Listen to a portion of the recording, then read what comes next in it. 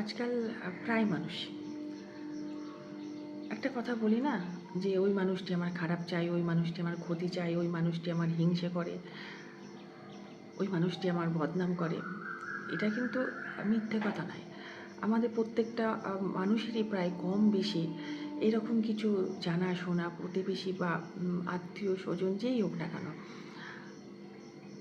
আমাদেরকে ভাবতে শেখায়, আমাদের দুশ্চিন্তায় ফেলে, আমাদের অস্বস্তিতে ফেলে।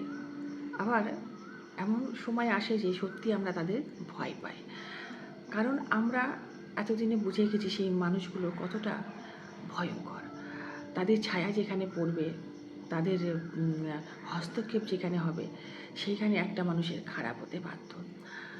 তো আমরা বুঝে শুনে অনেক সময় সাবধান হয়ে যাই, সেই সমস্ত মানুষের ছায়াও মারাই না। যখনই আমরা তাদের কার্যকলাপ বা উদ্দেশ্য বুঝে সাবধান হয়ে যাই, ঠিক তখনই সেই মানুষগুলোর মধ্যে কিন্তু একটা অস্থিরতা কাজ করে।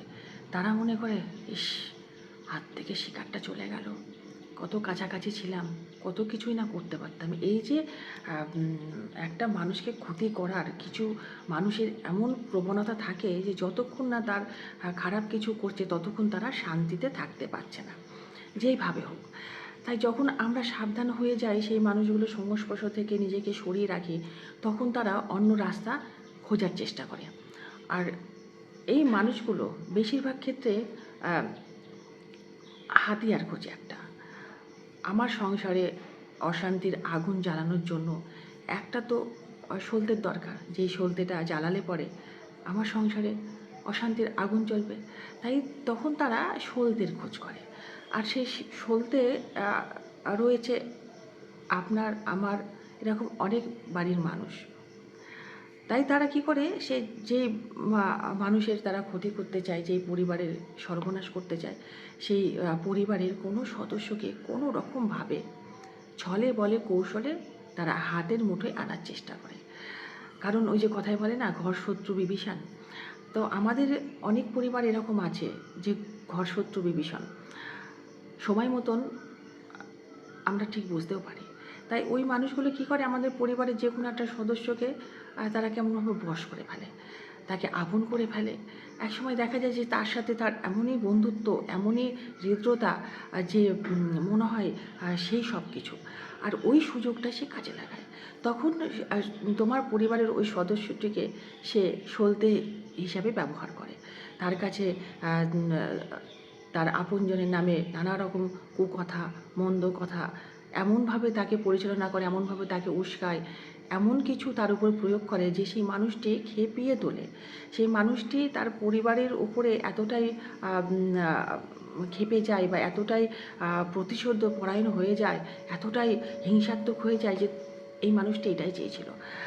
তাই যখনই একটা পরিবারে কোনো রকম অশান্তি, কোনো রকম খারাপ কিছু পরিস্থিতির সৃষ্টি হয়, তখন কিন্তু একটু বুঝলে দেখা যাবে যে এর পেছনে কখনো না কখনো কোনো না কোনো কারণ ঘটেছে। সবার ক্ষেত্রে নাও হতে পারে, কিন্তু বেশিরভাগ ক্ষেত্রে এই চালাক ক্ষতি করা মানুষগুলো কিন্তু এই কাজটি করে।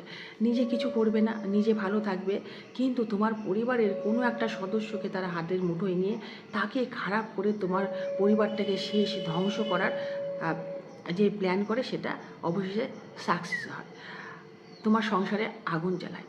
তাই আমাদের প্রত্যেকটা মানুষকে বোঝা উচিত, যাদের এরকম সন্দেহজনক কোনো আপনজন বা প্রতিবেশী বা কেউ জানাশোনা মানুষ আছে, তারা যদি তোমার পরিবারের সমস্ত সদস্যর সঙ্গে মেলামেশা ওঠা বসা করে, তাদের সঙ্গে যদি ভালো সম্পর্ক থাকে, তো তখনই তুমিও তার সঙ্গে মেলামেশা করো, ভালো সম্পর্ক রাখো। যখন দেখবে তোমার পরিবারে কারোর সাথে তার কোনো রকম ভালো সম্পর্ক নেই, খারাপ সম্পর্ক, অথচ এই পরিবারের একটি মাত্র সদস্যের সঙ্গে তার খুব ভালো সম্পর্ক, কাছের সম্পর্ক, তখন কিন্তু সাবধান হয়ে যাওয়া উচিত। পরিবারের মানুষগুলো এটা বুঝেও যেন সেই মানুষটিকে তার কাছ থেকে ফিরিয়ে নিয়ে আসে। বা তুমি যদি এরকম কোনো মানুষ হও যে তোমার পরিবারের সঙ্গে তার কোনো সম্পর্ক নয়, শুধু তোমার সঙ্গে সম্পর্ক, তুমিও বুঝে যেও তোমারও বোঝা উচিত যে এই মানুষটি কেন শুধুমাত্র আমার সঙ্গে সম্পর্ক রেখেছে, তার মানে আমি কি খুব ভালো মানুষ? আসলে সেই মানুষটি তোমার সঙ্গে সম্পর্ক রেখেছে তোমার পরিবারের ভেতরের সমস্ত খবরাখবর রাখার, তোমার পরিবারে কি হচ্ছে না হচ্ছে তার জানার ভীষণ দরকার। কারণ সে তোমার পরিবারের খারাপ চায়, আর তোমার পরিবারের খারাপটা কিন্তু সে তোমাকে দিয়েই করবে, কারণ সে বদনাম শূন্য থাকতে চায়। কিছু হলে সব দোষ তোমার ঘাড়ে পড়বে। তাই অধিকাংশ ক্ষেত্রে দেখা যায় যে আমাদের পরিবারে অনেক সময় আমাদের নিজেদের মানুষই সংসারটায় অশান্তি সৃষ্টি করে, আগুন জ্বালায়। এর পেছনে যে নেপথ্যে অনেক রকম ঘটনা থাকতে পারে, সেটা কিন্তু অনেক সময় আমরা বুঝে উঠতে পারি না। তাই যে যা বলে বলুক তোমার পরিবার সম্পর্কে, যা খুশি করুক, কিন্তু তুমি কখনো তাদের বিরুদ্ধে যেও না, কখনো কারোর কথা শুনে তোমার পরিবারের মানুষদের ভুল বুঝে না, কখনো কারোর কথায় এসে তুমি তাদের অপমান করো না, বা এমন কিছু করো না যে তোমার পরিবারের সদস্যরা কষ্ট পায়, তারা শেষ হয়ে যাক, বা সংসারে অশান্তি হোক। এই পরিবারটা খারাপ হোক ভালো হোক তোমারই থাকবে, কেউ কিন্তু নিয়ে যাবে না। তাই তুমি যদি অশান্তির সৃষ্টি করো, সেই অশান্তি তোমারও ভোগ করতে হবে। আর তুমি যদি সংসারে শান্তি বজায় রাখো, সেই শান্তি কিন্তু তুমিও ভোগ করবে।